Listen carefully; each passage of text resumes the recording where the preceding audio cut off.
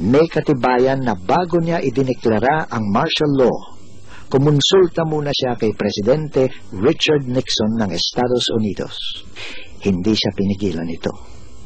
When Marcos proclaimed martial law, it was practically, even the West, America, practically begged that martial law be proclaimed. Hindi kaila sa kanya na ang Estados Unidos ay sumusuporta sa mga diktador para lamang mapigilan ang pagsulong ng komunismo sa mundo at para mapangalagaan ang sarili nitong mga interes.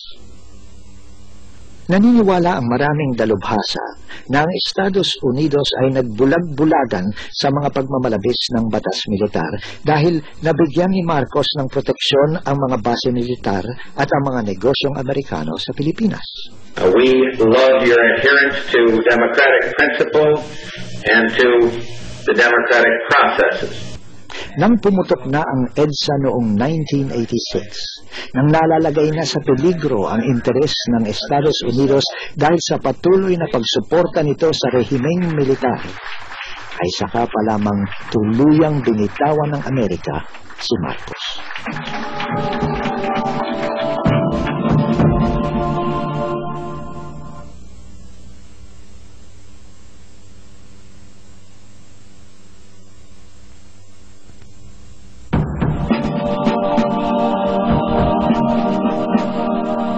Wala kaming human rights violation dito sa Pilipinas.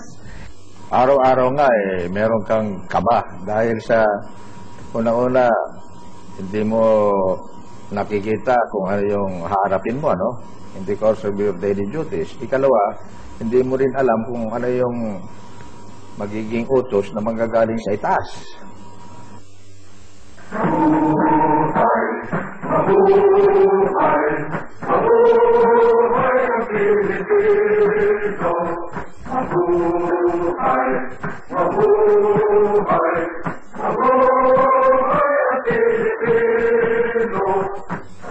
Ang tagapagpatupad ng martial law ay ang Armed Forces of the Philippines. At salamat sa martial law, lalong naging makapangyarihan ang sandatahang lakas. Makikita natin na simula noong 1972, in increasing numbers, military officers became, assumed the important and strategic positions in the civilian bureaucracy. Lumaki ng husto ang puwersa ng AFP at lumobo ang budget nito. Para masentralisa ang kapangyarihan, ang pulisya na dati nasa ilalim ng mga alkalde ay ipinailalim ni Marcos sa militar. Ang danger naman itong centralization, particularly when you don't have competing centers of political power, is that power is controlled, by a very select group. And all the instruments of repression, state repression, are under the control of one person. So walang check and balance. Binalasan ni Marcos ang militar para matiyak na ang nasa matataas na pwesto ay tapat sa kanya. Pinaboran niya ang mga kapwa Ilocano pagdating sa promosyon. Ang pangunahing nakinabang, si General Fabian Ver. Kalalawigan at dating driver ni Marcos, si Ver ay naging isa sa pinakamakapangyarihang tao sa rehimeng militar. Well, he was so powerful, he even checked on the people I recommended for promotion to the president. Hindi matatawaran ang katapatan ni Ver kay Marcos. Ayon sa biru-biruan, kung palulundagin daw ni Marcos si Ver, ang isasagot nito from what floor, sir?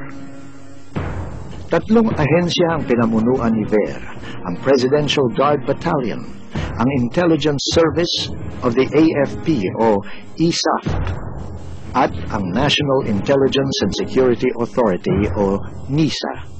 Ito'y mga intelligence agencies na may tungkuling mag-espiya sa taong bayan. When you change from a democratic system to an authoritarian system, you need to sharpen and empower the intelligence agencies of the government because you have to know where the sources of dissent are. The general order signed by President Marcos said that even civilians can be hauled before a military court.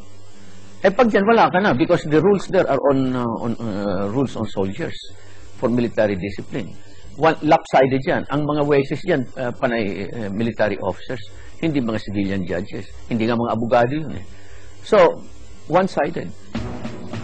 Malupit at walang pakundangan ng militar at ang pulis. Sa ilalim ng rehimeng Marcos, ayon sa grupong Amnesty International, humigit kumulang na 70,000 ang ikinulong, 34,000 ang dumanas ng torture at 3,240 ang pinatay. Ginamitan ako ng electric shock, no? Kuryente, hinubad, binuhusan ng tubig, nilagyan ng dito, ng kuryente. Tapos sa iba't ibang bahagi ng katawan ko yung other end ng mula dito pababa hanggang sa Nakita ko nga minsan nung hindi pa ako nare-release doon sa Rame. Halos walang magdamag yung kanilang walkie-talkie ganyan O nandito kami sa Paranaque, may dadalhin kami diyan, handa kayo.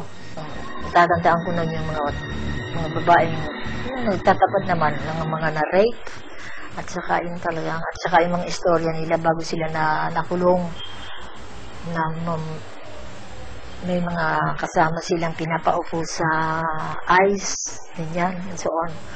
Talagang nakakapangilabot. Kabilang sa libo-libong nakulong sa panahon ng martial law ay sina Nena Fajardo at ang kanyang asawa. Si Nena ay pinaghinalaang may koneksyon sa mga komunista. 19 anyos lang siya noon. Nakunan si Fajardo habang nasa detensyon, pero hindi agad dinala sa doktor. Nang lumaya silang mag-asawa, naging aktibo sila sa pag-oorganisa ng mga taga-tundo. Hindi nagtagal ay pinatay ang asawa niya. Hindi ko malaman kung anong pakiramdam ko noon. Kung madudumi ako, masusuka ako, basta hindi ko alam. Pero pinilit ko noon kasi dinala rin ako ng ospital dahil na-shock din ako dahil nakita ko talaga sa TV asawa ko binubuhat na parang baboy eh. Ang feeling ng mga anak ko, hindi ko mahalan tatay nila. Ang hirap kong bumawi doon. Kasi hindi nila ako nakita nung buhrol. Tapos sila hindi ko rin mahal yun ang feeling nila. Tapos galit sila, hindi lang sa militar. Pati sa kilusan, nagkaroon sila ng galit nun eh. Dahil kung hindi daw sila sumama sa ganito, hindi mangyari sa tatay nila yun. Saka kung hindi rin daw ako nandito, hindi ko sila mapapabayaan.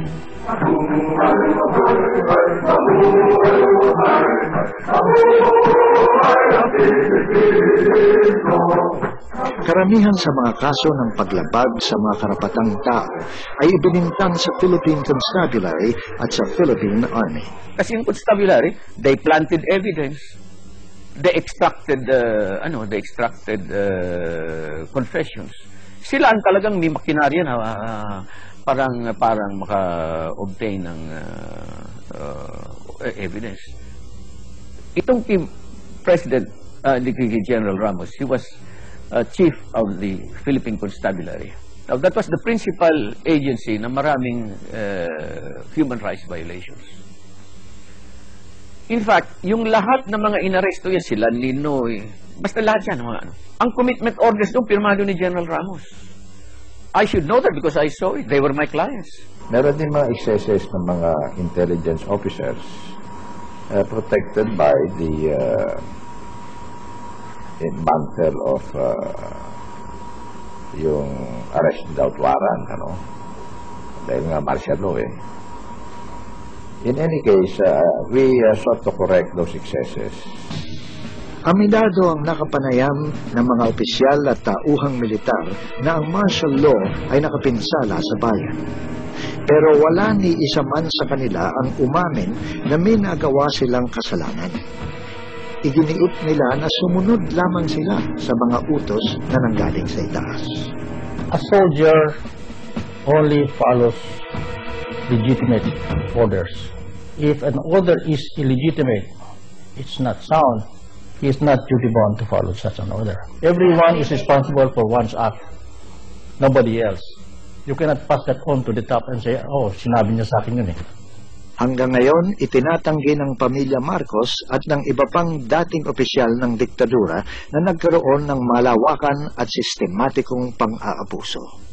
Pero sa isang importanteng kasong nilitis sa Hawaii, kinilala ng hukuman na may naganap na paglabag sa mga karapatang tao at hinatulan ang pamilya Marcos na bayaran ang humigit kumulang sa 10,000 biktima. Pero mas maganda kung mararanasan din ng mga Marcos ang makulong. Yun ang pinakamaganda.